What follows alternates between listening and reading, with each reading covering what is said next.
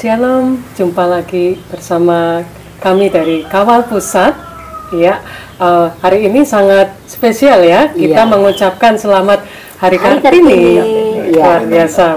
Untuk tentunya seluruh wanita yang ada di seluruh Indonesia, bahkan di seluruh dunia. Dan yang luar biasa, kita ini ada di dalam peringatan orang tokoh wanita ya, yaitu R.A. Kartini. Saya sudah berada di tengah-tengah para tokoh wanita, ada tokoh pria juga yang akan berbincang-bincang sampai Kartononya di sebelah sini. Jadi kita bincang santai aja ya di sore hari ini. Nah, kalau kita melihat ini bahwa sosok Kartini ini luar biasa, yang lahir di tanggal 21 yang kita peringati pada hari ini, 21 April ya. Beliau lahir 21 April 1879. Jadi kita masih meneruskan cita-cita beliau. Nah, ini yang awal yang saya melihat di sini ada Ketua Kawal Pusat, Pastor Sarlin, Mami Tijo, juga Evangelis Dr. Haryati Baskoro yang saya melihat sudah membuahkan karya-karya buku juga, seperti Raden Ajeng Kartini juga memiliki karya-karya buku. Rupanya ada penerusnya yang luar biasa yang sudah kita semua melahirkan berapa buku ini ya kalau Pastor Sarlin ya? Keempat ya. Luar biasa. Nah, saya perlu ini ya, mendengarkan bahkan rencana Tuhan ya tentang wanita. Kalau menurut Pastor Sarlin juga yang sudah banyak berkarya seperti Raden Ajeng Kartini, namun di era milenial ini. Iya, baik, terima kasih. Ini Mbak Livi yang juga luar biasa tentunya sepak terjangnya beliau sebagai seorang entertain yang memang juga memberikan pengaruh positif bagi banyak orang, dan memang itulah yang harus kita lakukan karena memang di dalam diri kita ini sangat spesial sekali, banyak potensi-potensi yang luar biasa. Nah, siapa kita? Kita luar biasa ya kalau kita belajar dari kitabnya kita ya, orang Kristen Alkitab ini. Eva atau Hawa itu adalah seorang pemberi kehidupan, dan saya amenkan seluruh wanita kita semua adalah orang-orang pemberi kehidupan. Artinya di zaman now ini banyak kesulitan yang kita memang hadapi, banyak tantangan yang kita juga lewati, tapi saya percaya bahwa kita adalah orang-orang yang selalu hadir memberi kehidupan di saat nggak ada kehidupan, seperti nama kita. Jadi kita memberi pengaruh yang luar biasa. Nah, itu menurut saya, dan ini saya percaya bahwa kalau kita semua menyadari ini, siapa kita wanita yang paling spesial di zaman sekarang, di tengah-tengah situasi yang memang banyak sekali hiruk pikuk dengan kepentingan apapun itu. Saya mau bilang begini, hadir kita harus pastikan kita menjadi pemberi kehidupan, pemberi ruang dan suasana yang damai, dan ada satu sukacita di situ karena kita memang memberi kehidupan. Jadi bahkan saya bisa katakan kalau kita menemukan jalan buntu pun kita pasti akan mendapatkan jalan keluar. Artinya ada sesuatu karena emang betul, karena kita pemberi kehidupan. Jadi memang kita harus memberi solusi dalam segala situasi. Mulai dari home ya, rumah yang kecil mungkin, tapi kita pemberi warna bagi keluarga kita, suami dan anak-anak kita, kemudian lingkungan kita, bahkan tempat kerja kita masing-masing. Luar biasa. Balik lagi tentang buku ya, kalau R.A. Kartini itu sudah menulis 3 buku. Jadi judulnya yang pertama Habis Gelap Terbitlah Terang, lalu ada buku yang kedua Kehidupan Perempuan di Desa, begitu. Yang ketiga adalah Surat-surat Putri Jawa. Nah, pada konteksnya bahkan sampai saat ini buku-buku tersebut ini sangat menjadi inspirasi bahkan pegangan buat kaum wanita, bahkan juga kaum pria gitu. Nah, Pastor Sarlin sendiri juga melahirkan buku-buku yang benar-benar jadi pegangan juga di masa kini, luar biasa. Yang saya tahu ada yang karakter ya, tentang karakter. Nah, itu Apa aja tuh keempat bukunya?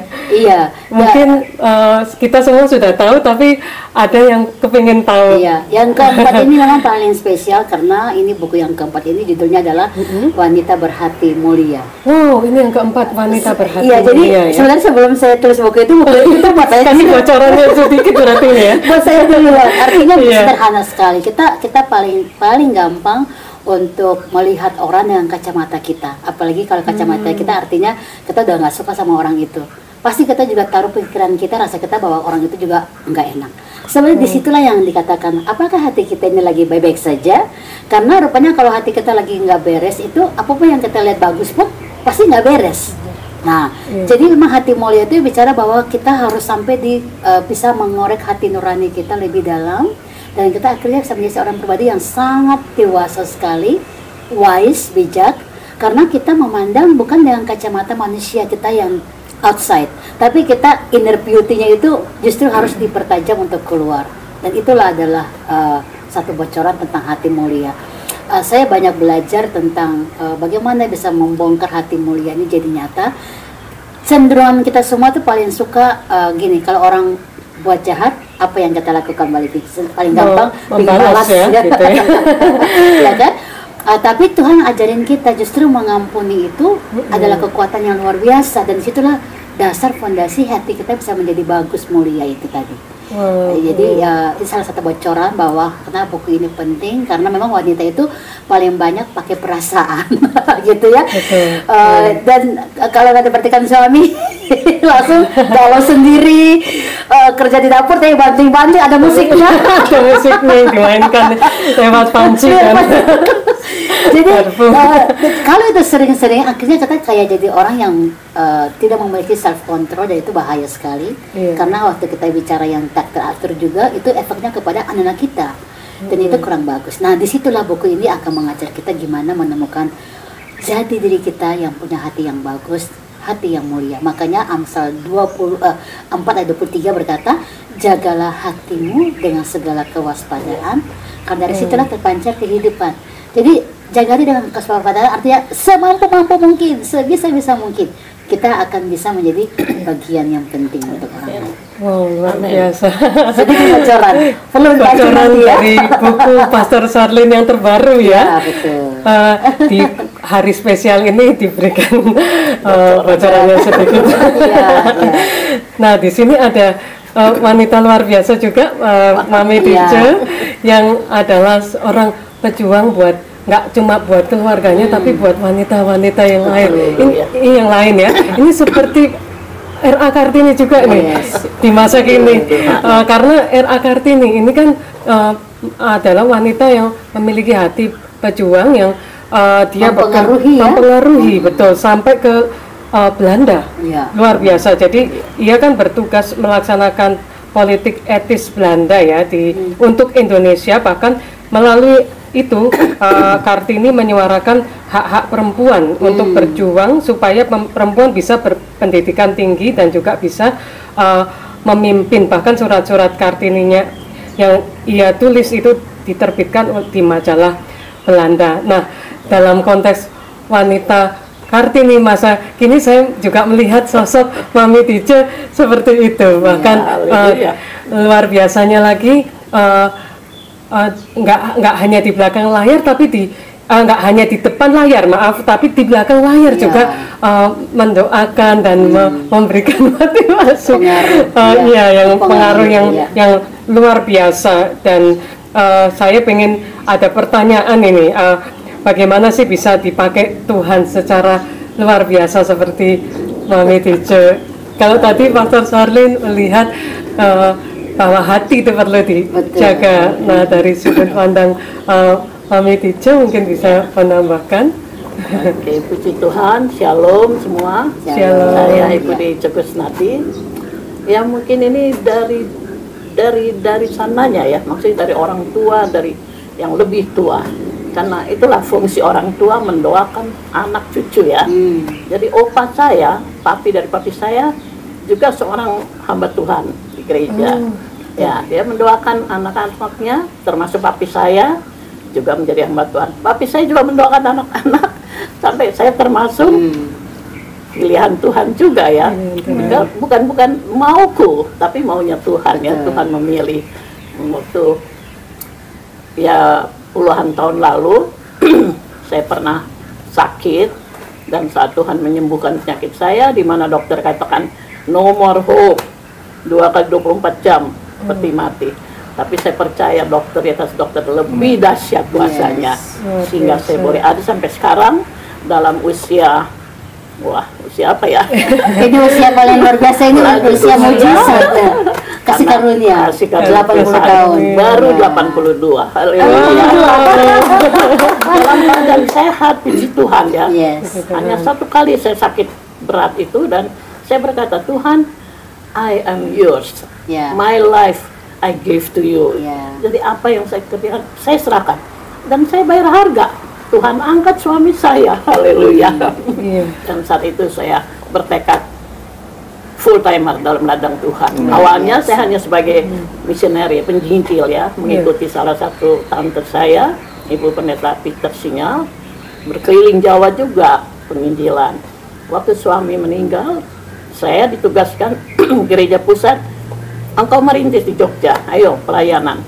Saya katakan, Tuhan, saya harus tinggalkan anak-anak saya, tapi kalau ini kehendak Tuhan, I am ready, saya siap. Dan itulah ceritanya saya sampai di Jogja.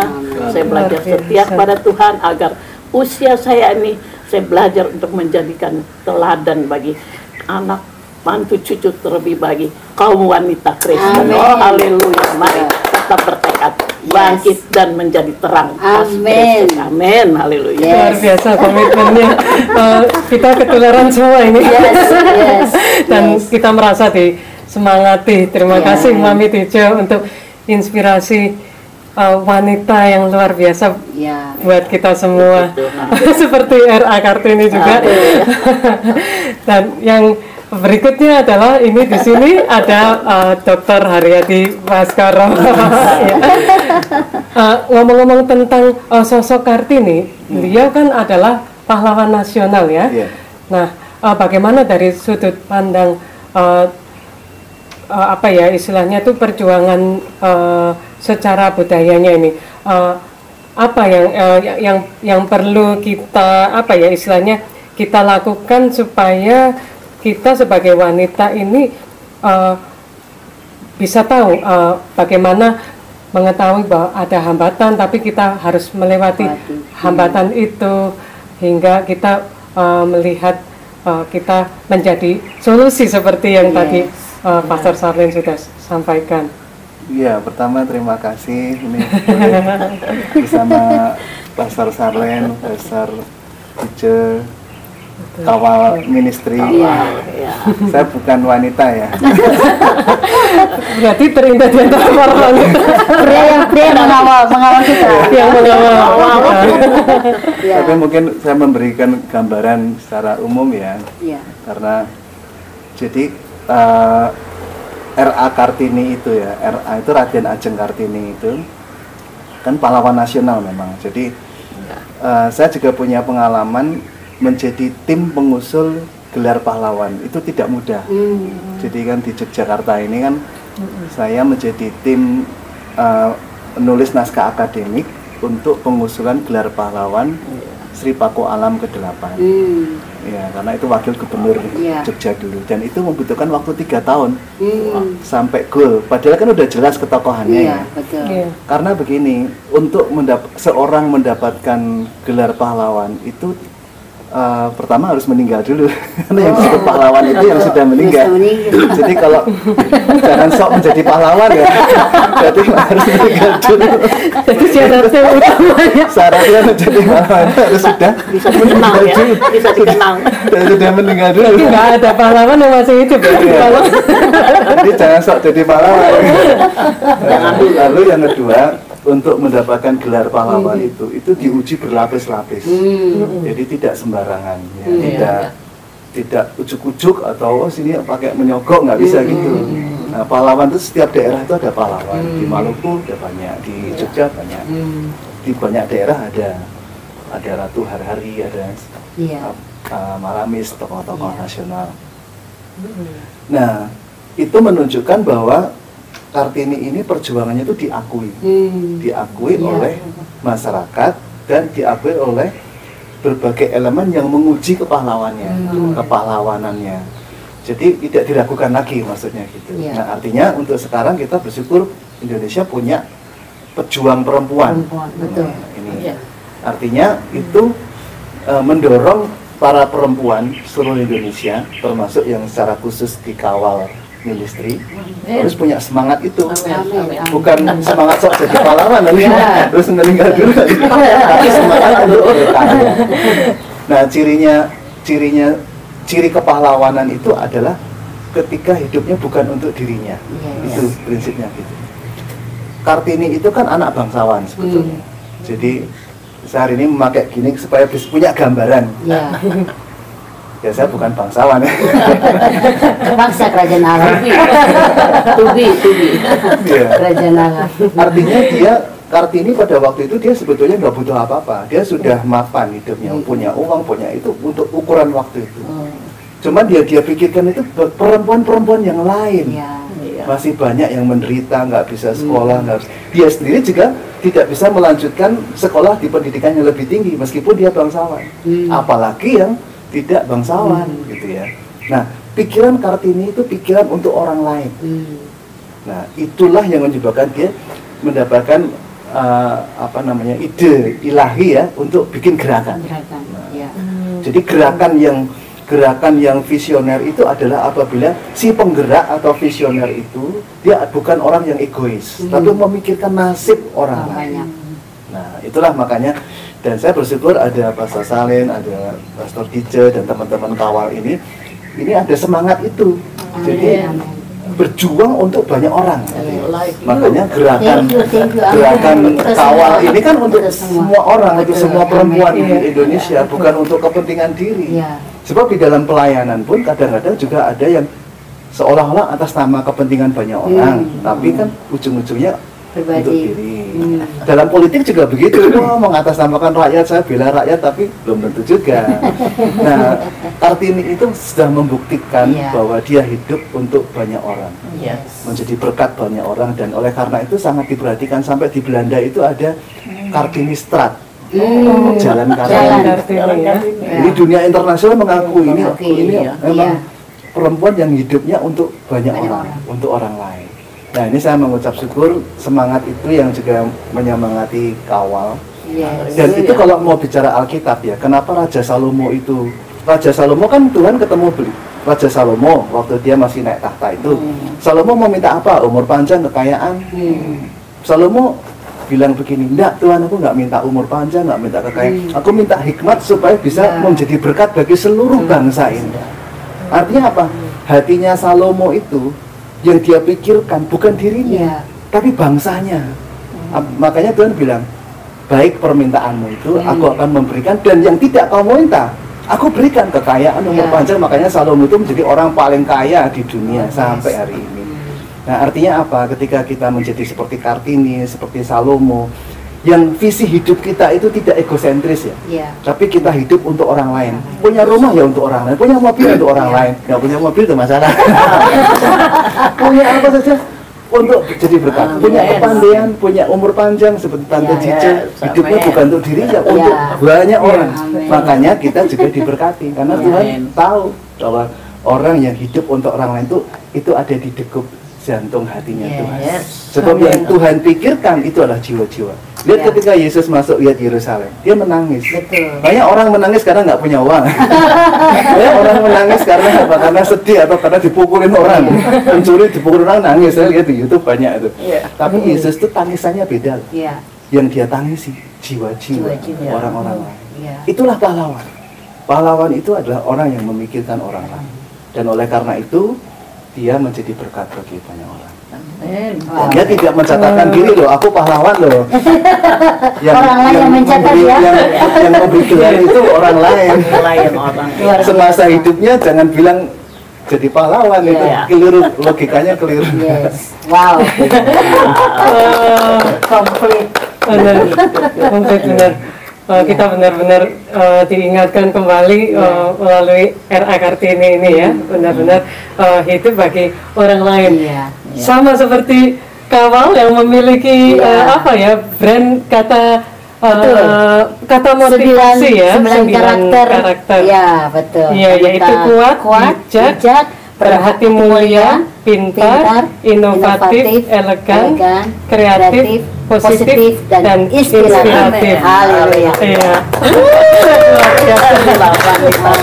Boleh dijelaskan Dr. Salim yang kata-kata tadi? Iya. Dan sekaligus kita tutup perjumpaan kita. Salah satunya saya lihat ada di wanita inspiratif ini, ya. Mbak Livi adalah seorang entertain dan beliau itu benar-benar menunjukkan bagaimana beliau hadir dengan benar-benar totalitas sebagai seorang entertain, dan itu yang salah satu yang maksudnya adalah bagian dari 9 karakter itu. Beliau adalah seorang yang inspiratif buat orang lain, dan itu memang penting. Kita semua dikasih Tuhan talent, kemampuan yang memang beda-beda, tapi gimana kita, apakah menyembunyikan itu atau kita ingin menggali semua supaya semua orang bisa merasakan itu. Tadi yang Pak Haryadi katakan, pahlawan itu bukan kita yang ngomong, tapi orang yang merasakannya. Jadi memang 9 karakter ini ayo kita pacu. Dan saya melihat sendiri bahwa Mbak Livi sebagai seorang entertain sudah melakukan bagian yang itu dari 9 karakter ini. Salah satunya adalah inspiratif. Nah, gimana yang lain-lainnya? Kita semua pasti bisa. Bahkan kita adalah wanita yang kuat, karena kita kuat itu terlihat di saat kita bisa memikul segala beban tanpa bersungut, tapi kita bersyukur. Amin. You are that. Terima kasih untuk semangat hari ini kayak kasih air sejuk yang segar di tengah-tengah padang gurun. Karena kalau tidak ada ujian kita nggak ngerti kita kuat apa enggak. Jadi harus ada ujian dan kita pasti bisa dan kita pasti kuat karena kita tidak pernah sendiri. Ada penolong yang ajaib, Roh Kudus yang menolong kita. Ya, tampil sebagai wanita yang memuliakan nama Tuhan. Amin. Kita berikan tepuk tangan semangat untuk semua wanita-wanita yang luar biasa yang sedang menyaksikan. Sekali lagi kita ucapkan selamat Hari Kartini. Kita Indonesia diberkati. Yes, maju dan berdampak. Maju kawal. Amin.